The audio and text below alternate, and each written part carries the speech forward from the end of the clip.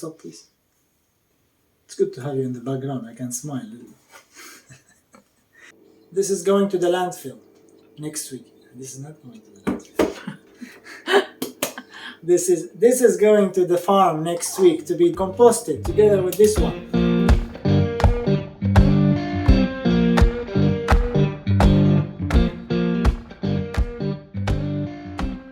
This is not us talking, so we take no credit for it. But apparently, composting your fruit and vegetable waste instead of sending it to the landfill saves a lot of the methane gas, the greenhouse gas, causing the global warming. That saving is equal to the emission required to charge your smartphone 200 to 250 times. This is a 1 year worth of charging. So if you think about it,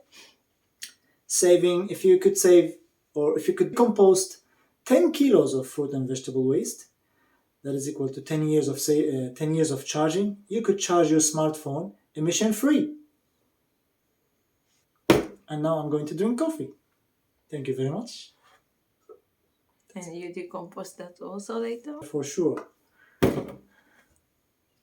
And now this is my coffee. Cheers. Bye-bye.